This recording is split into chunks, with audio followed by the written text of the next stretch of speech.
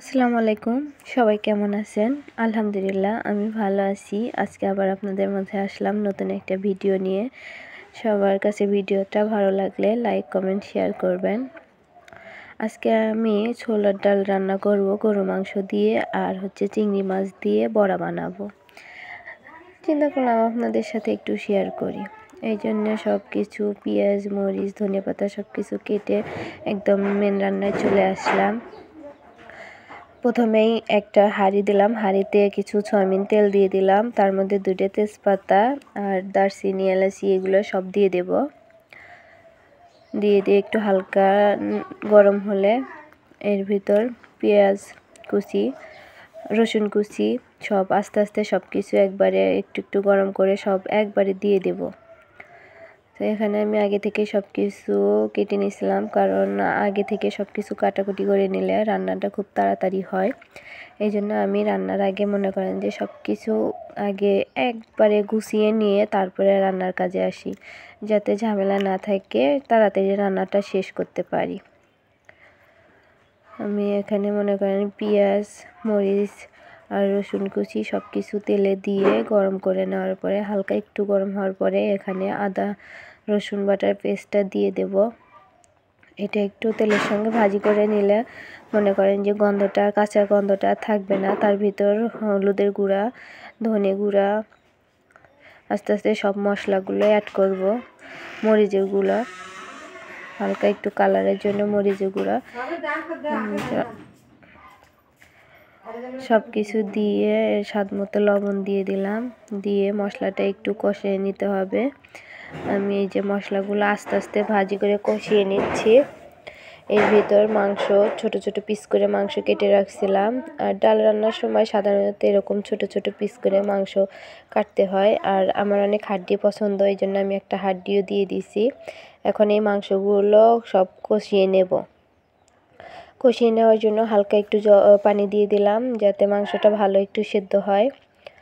এই জন্য এখন এই মাংসগুলো আমার সিদ্ধ হয়ে যাবে। কিন্তু এই ছোলার ডাল রান্না করতে গেলে কিন্তু আমি মনে করেন যে ডালটা আগে সিদ্ধ করে রাখছিলাম। ডালটা সিদ্ধ করে রাখলে ভালো হয়, সময়ও কম লাগে। আমার এদিকে মাংসগুলো কষানো হয়ে গেছে। এই দেখেন এখানে আমি ডালটা আগে থেকে সিদ্ধ করে রাখছিলাম। এদিকে মনে করেন যে মাংসের সাথে একসাথে মিক্স করে ডালটা দিয়ে দিলাম। এইভাবে সব একসাথে নেড়েচেড়ে সুন্দরভাবে মিশিয়ে নিতে হবে। এর ভিতর মনে করেন যে খুব সহজেই ডালটা খুব তাড়াতাড়ি হয়ে যায়। এই যে আমি ঢাকনা দিয়ে ঢেকে দিলাম। আর এই পাশে আমি ছোট ছোট সমুদ্রের চিংড়ি মাছ কিনে নিয়ে আসছি, যাতে চিংড়ি মাছের বড়া খাওয়া যায়। এগুলো দিয়ে চিংড়ি মাছের বড়া খেতে কিন্তু খুব ভালো লাগে, খুব টেস্ট হয় বড়াগুলো। আমি চিংড়ি মাছগুলো খুব সুন্দর করে ধুয়ে নিয়েছি। অনেক ছোট ছোট চিংড়ি মাছ, তো এই জন্য পানিটা ঝরাতে একটু হালকা চাপ দিয়ে পানিটা ঝরিয়ে নিয়েছি। ঝরিয়ে নেওয়ার পরে এখানে পেঁয়াজ কুচিগুলো দিয়ে দেব। এভাবে একটু হাতে চেপে চেপে পেঁয়াজ কুচিগুলো, মরিচ কুচিগুলো সবগুলো এভাবে দিয়ে দিবেন, যাতে ছোট ছোট চিংড়ি মাছ, ওখানে তো আর ওইভাবে ডলা দেওয়া যাবে না। এইভাবে এই যে ধনে পাতাগুলো দিয়ে দিলাম। সব মশলা একবারে দিয়ে দেবো। এর ভিতর আরও কিছু মশলা আমি অ্যাড করব। এই যে আদা রসুনের পেস্টটা দিয়ে দিলাম। এখানে হলুদ গুঁড়াও দিয়ে দেব, স্বাদ মতো লবণ দেবেন, ধনে গুঁড়া দিয়ে দিলাম। সব কিছু দিয়ে আমি মনে করেন যে এটাকে আস্তে মাখিয়ে নেব। এই বড়াটা খেতে কিন্তু অনেক ভালো লাগে, আর আস্তে আস্তে তেল দিয়ে ভাজলে কিন্তু অনেক মুচমুচে হয়। এটা এমনিতেও খাওয়া যায়, ভাত দিয়েও ভালো লাগে। আমি এখন এই দেখেন সুন্দর করে চিংড়ি মাছের সাথে সব পেঁয়াজ, রসুন, আদা সব কিছু একবারে মিশিয়ে নেব। আর এটা আর একটু ভালো হয়, এখানে আরেকটা জিনিস অ্যাড করব। এখানে আমি এই যে চাউলের গুঁড়িটা যা আছে এটা একটু অ্যাড করে দেব, কারণ চাউলের গুঁড়িটা দিলে মনে হয় যে আর একটু ভালো মচমচে হয়, এটা খেতেও অনেক ভালো লাগে। আমি এই জন্য চাউলের গুঁড়াটা অ্যাড করে দিলাম। আপনারা চাইলে কিন্তু আবার এর সাথে ডাল বেটে ডালও অ্যাড করতে পারেন, কারণ আমার সময় ছিল না, এই জন্য আমি চাউলের গুঁড়োটাই দিয়ে দিছি। সময় থাকলে ডালটা দিলে ডালটা দিয়েও খেতে অনেক ভালো লাগে। আর যাদের সময় হাতে খুবই কম থাকবে তারা আমার মতো এরকম মনে করেন যে চাউলের গুঁড়া দিয়ে দিবেন। এই দেখেন আমার মিশানো হয়ে গেছে। এইভাবে বড়াগুলো বানাবো। আর এদিকে এই দেখেন আমার ডালও ফুটে উঠছে। এখন ডালটা প্রায় শেষের দিকে। এখানে একটু ওই গরম মশলার গুঁড়াগুলো করে রাখছিলাম, সেগুলো দিয়ে দিলাম নামানোর আগে। এই মশলার গুঁড়াটা দিলে কিন্তু খুব ভালো লাগে খেতে। আমার ডালটা এদিকে হয়ে গেছে। আর এখানে এই যে চুলায় কড়াই দিয়ে দিছি, কড়াইতে মনে করেন তেল দিয়ে দিলাম তাওয়াতে।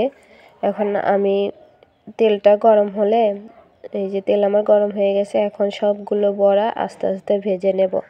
সুন্দর করে একটু পাতলা পাতলা করে দেবেন, এই যে আমার মতো করে পাতলা পাতলা করে দেবেন, দিলে কিন্তু ভাজতে কিন্তু খুব সহজ হবে। আর যদি একটু মোটা করে দেন তাহলে কিন্তু ভিতরে একটু মনে করেন যে নরম থাকে, তখন খেতে আর ভালো লাগে না।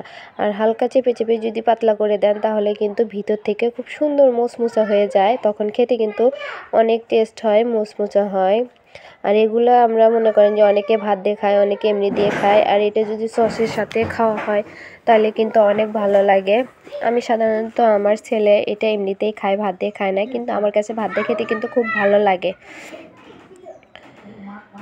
এরকম করে দেখেন আস্তে আস্তে, আর চুলার আঁচটা মিডিয়ামে রাখবেন, হাইতে করলে কিন্তু আপনার বড়াটা পুড়ে যাবে, এই জন্য মিডিয়াম করে রাখবেন। এই দেখেন আমার এক পাশ অল্প একটু হয়ে গেছে, এভাবে বারবার ঘুরিয়ে ভেজে নেবেন, খুব সুন্দরভাবে হয়ে যাবে, খুব সুন্দরভাবে হয়ে যাবে। আর এটা গরম ভাতের সাথে খেতে তো খুব মজা লাগে, এই জন্য মনে করেন যে আমি ভাত হওয়ার আগে ভাতটা রান্না করে সব রান্না শেষ করে তারপরে এটা যাতে গরম নিয়ে ভাতের সাথে খাওয়া যায়। ঠান্ডা হয়ে গেলে তখন তো আর ভাতের সাথে ভালো লাগবে না, গরম ভাত আর গরম বড়ার সাথে ভাত কিন্তু সেই টেস্ট হয়। আমার এইগুলো হয়ে গেছে, এক পাশ করে রাখবো, রাখার পরে আর যা আছে সেগুলো আবার মনে করেন যে ভিতরে দিয়ে দেব, যাতে বড়াটা না ঠান্ডা হয়ে যায়। এইভাবে আপনারা চাইলে কিন্তু ভাজি করে নিতে পারেন। আবার তেলটা দিয়ে দিলাম, যে আরও কিছু বাকি আছে সেগুলো ভেজে নেব।